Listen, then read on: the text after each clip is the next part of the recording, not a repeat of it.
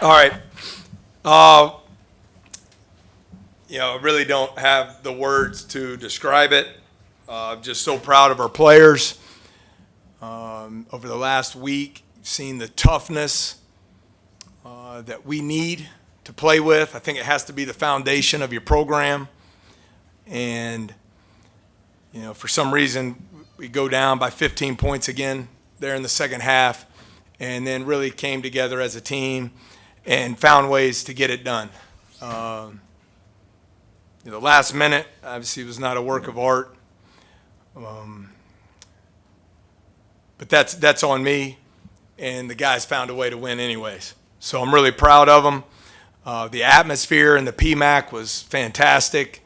Loved the energy, and it's a great win for our team and for our program.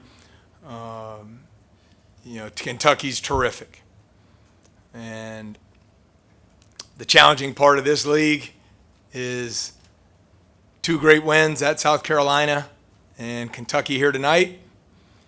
And it'll be a quick turnaround when Mississippi State rolls into town on Saturday. So we'll enjoy it here for an hour or so, and then we got to start getting ready for a really good Mississippi State team.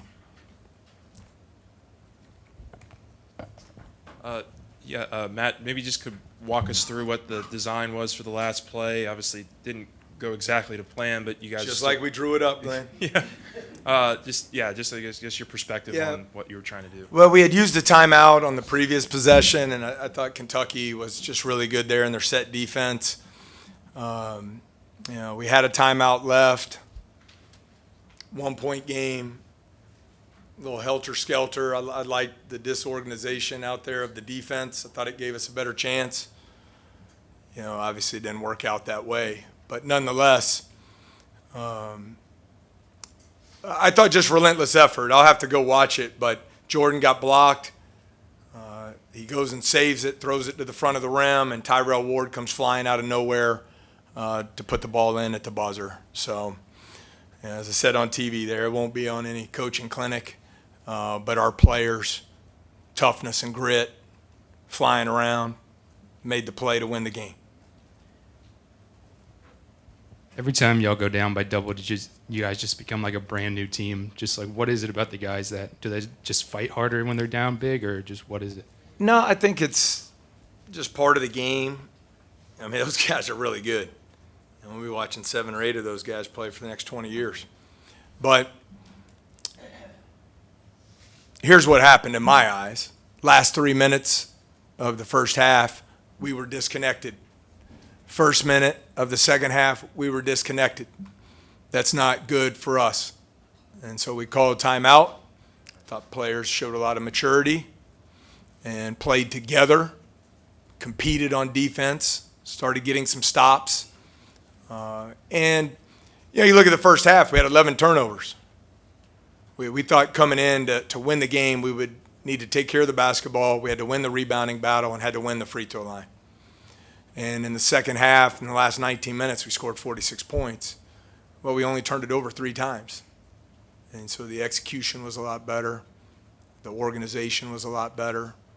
And guys stepped up and made huge plays.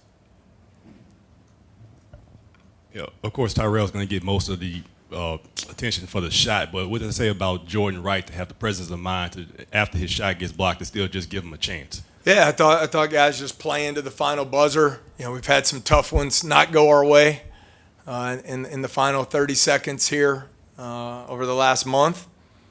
But credit to our players. They just respond every time, good or bad, respond and come to practice to get better, learn from the film, keep improving. That's how we've been able to make some progress here. And, you just play to that final buzzer. Jordan kept it alive. Tyrell comes flying in and made a huge play. Yeah, Coach, obviously Dillingham got going in the second half, but overall defensively, it only allowed 3 assists and 39% shooting. What changed? Was there anything specific y'all did better than that? I thought our guys just competed at a high level defensively. Dillingham, it was Reeves in the first half who really hurt us. Dillingham got going in the second. I thought they hit some tough shots. But I thought our effort and our fight was there to give ourselves a chance. And Really wasn't anything special from a coverage standpoint. Thought our guys just really locked in and competed on the defensive side of the ball.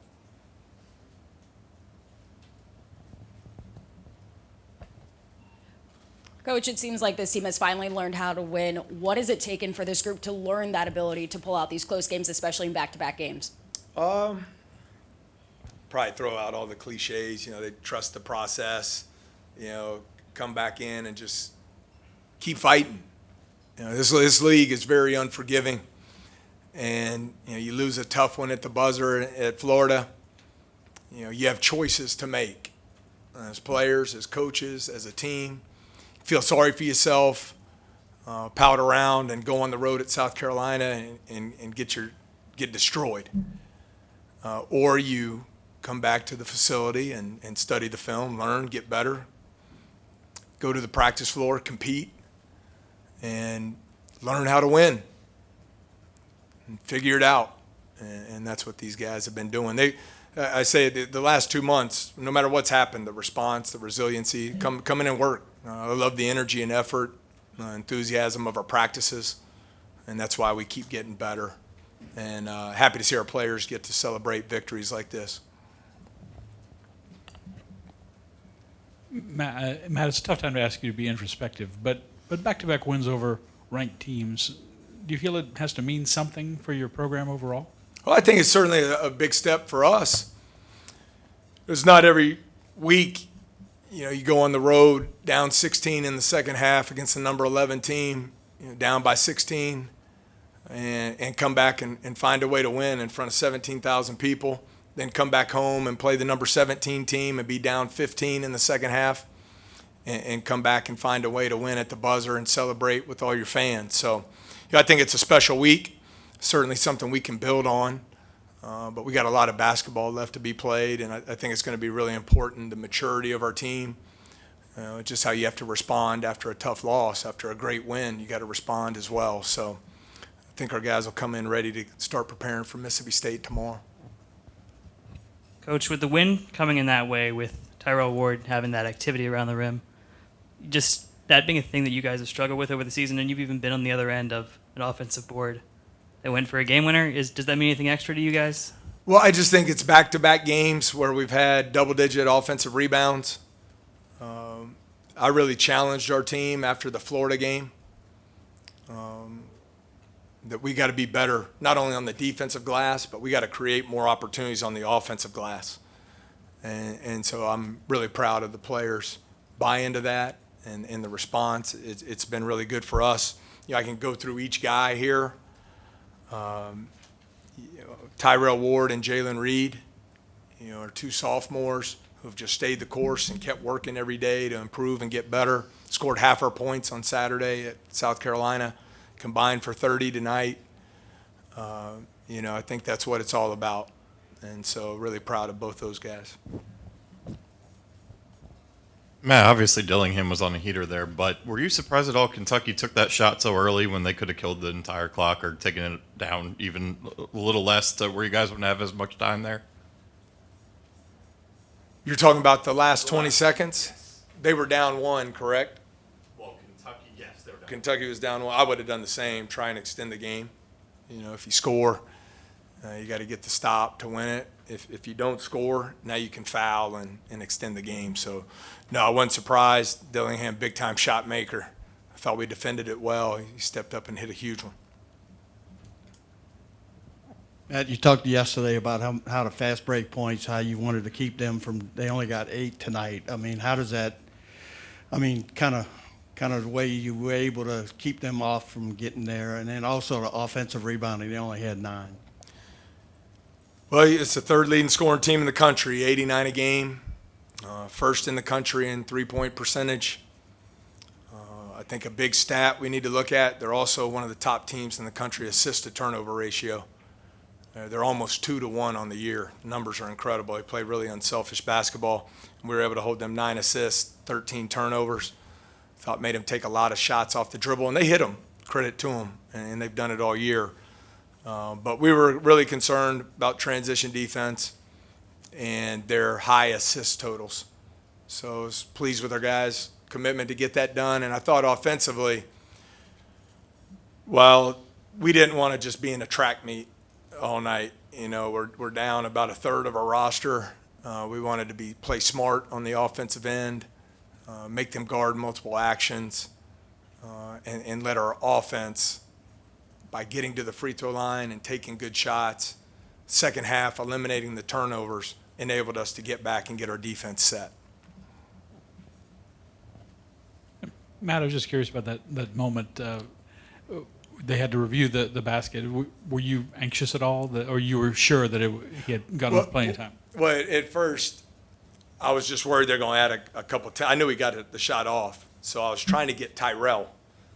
You know, Tyrell was mobbed by the court storm there, and so I was trying to get the court cleared in case they added .5, but I had no chance. It was a stupid move on my part. I should have just stayed over there on the sideline.